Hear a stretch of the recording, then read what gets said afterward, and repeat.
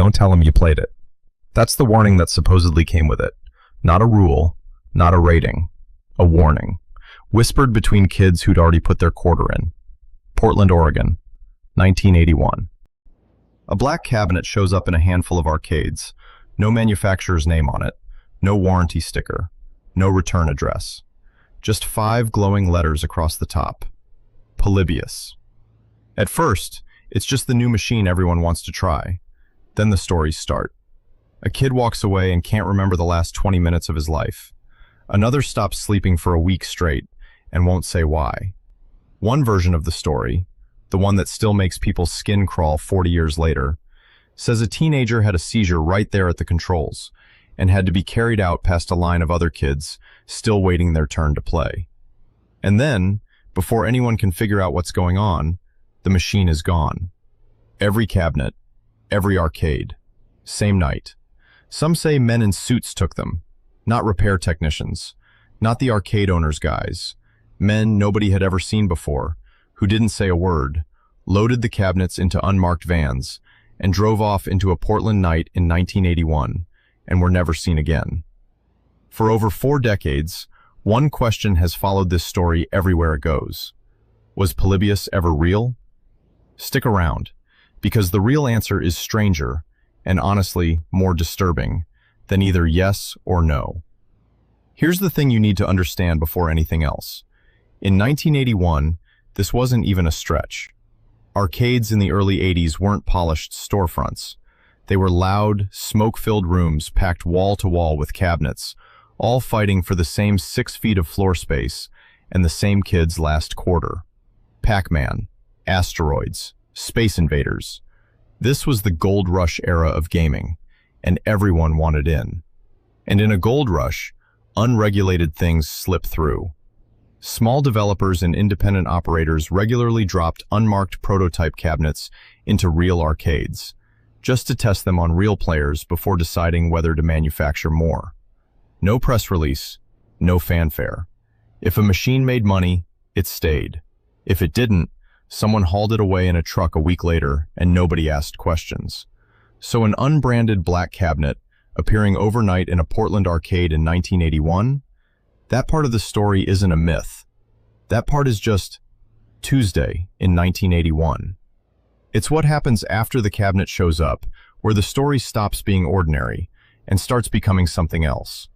According to the legend, Polybius wasn't just addictive the way a good arcade game is addictive. That one more quarter pull every cabinet was designed to trigger. This was described as something closer to hypnotic. The gameplay was reportedly a disorienting blend of maze navigation and abstract vector graphics, somewhere between Tempest and Battlezone, but built around visual patterns that felt almost engineered to overwhelm you. Rapid strobing, sudden color shifts, sound design. Multiple accounts described not as fun, but as genuinely unsettling. And the symptoms people claimed to experience went far past a headache from staring at a screen too long.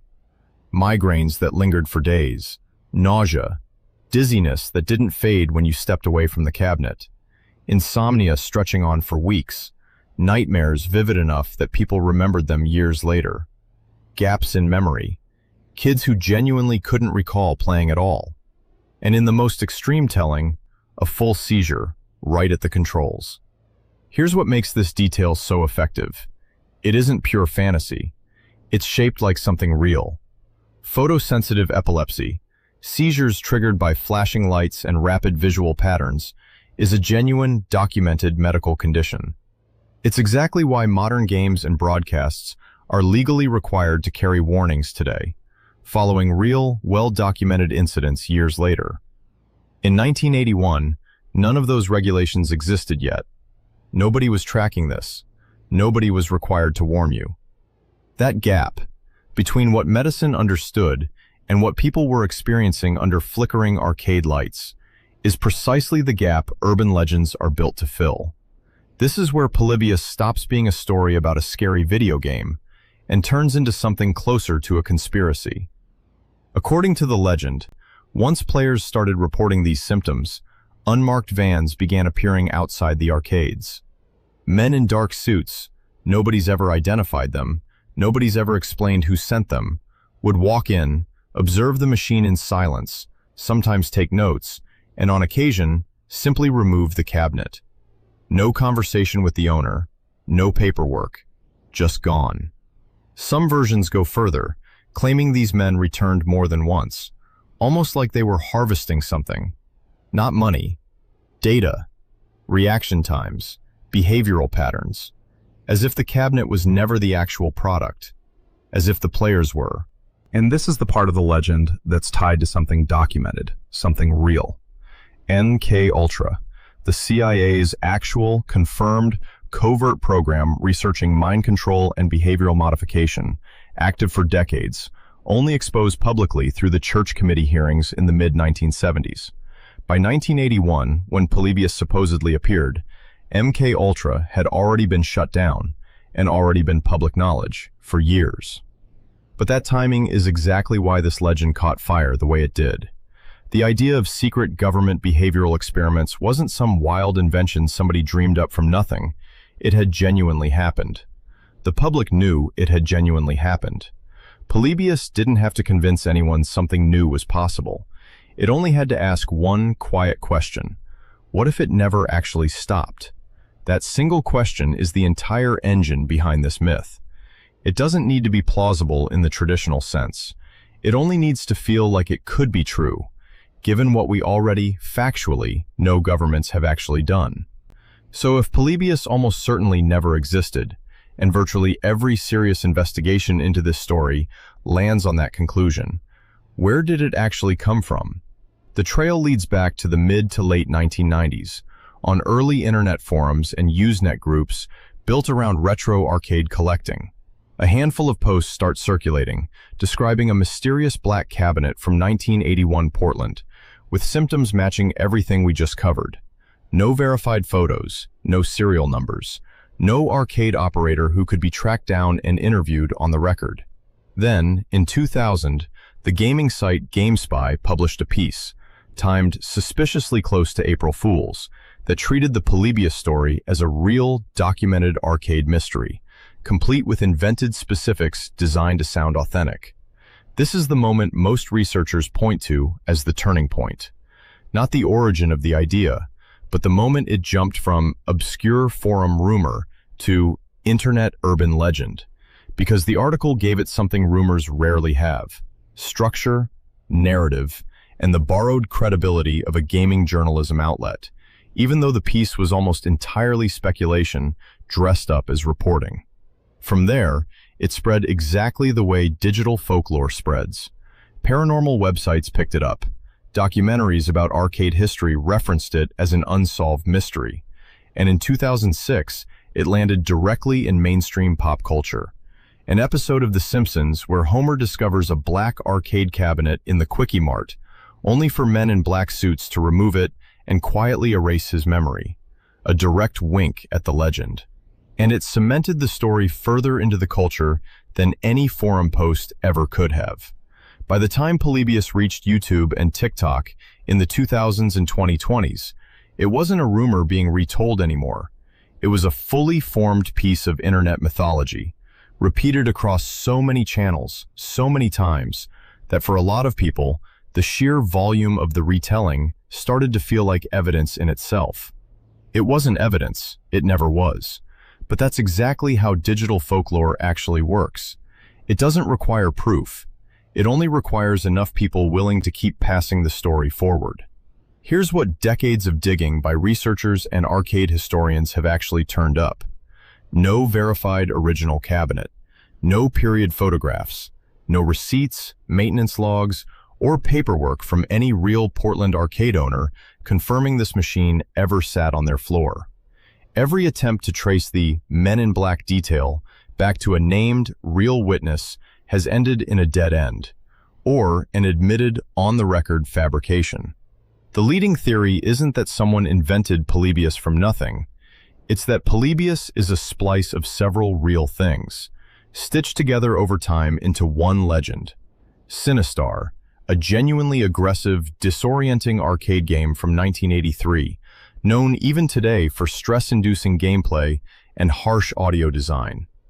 Collectors have pointed to it for years as a possible partial inspiration for the gameplay itself feels dangerous element of the story. A real photosensitivity mass casualty event. In 1997, a single episode of the anime Pokémon, broadcast in Japan, triggered seizures in hundreds of children watching from home, caused by a rapid red and blue strobe effect on screen. This wasn't rumor. It was international news, extensively documented, and it proved, in the real world, with real hospitalized children, that flashing screen patterns could cause genuine, mass physical harm. It gave the symptoms half of the Polybius legend a real, terrifying anchor in actual history, even though it happened over 15 years after Polybius supposedly showed up in Portland. Genuine, documented Cold War-era government behavioral experimentation, which, as covered, was never paranoia. It was confirmed fact. Take those three real ingredients. One genuinely stressful arcade game, one genuinely documented mass medical event, and one genuinely real history of covert government testing on unknowing subjects, and stitch them onto a single, never verified 1981 arcade cabinet. That's Polybius. It isn't a lie built from nothing. It's something more unsettling than that. A lie built from just enough real, documented truth to feel completely airtight. So why, more than 40 years after a video game that almost certainly never existed, are we still telling this story? Because Polybius was never really about a video game. It's about something much older than the internet. The fear that the things built to entertain us might secretly be studying us back. That behind the flashing lights and the coin slot, something is watching, measuring, recording, learning exactly what makes you stay. In 1981, that fear wore the face of an arcade cabinet in a Portland strip mall. Today, it doesn't look all that different. It's the app quietly logging your screen time, the algorithm that's learned exactly what keeps your thumb moving at 2 in the morning, the platform measuring, down to the second, how long your eyes stay on something before you look away, and adjusting, in real time, to keep them there longer. Polybius was never real, but the question it accidentally asked back in 1981 hasn't gotten any less relevant with time. If anything, it's gotten sharper. What exactly have we been playing, and who's really been on the other side of the screen the whole time? That's Polybius, the cabinet that vanished overnight, the men in black who supposedly took it, and a 40-year-old myth built from just enough real history that it still refuses to die. If this is the kind of thing that keeps your attention past midnight, this is exactly what Null Point is built for. The strangest, most persistent legends the internet has ever produced, and the very real, very documented history hiding just underneath them. Subscribe if you want to keep following the signal.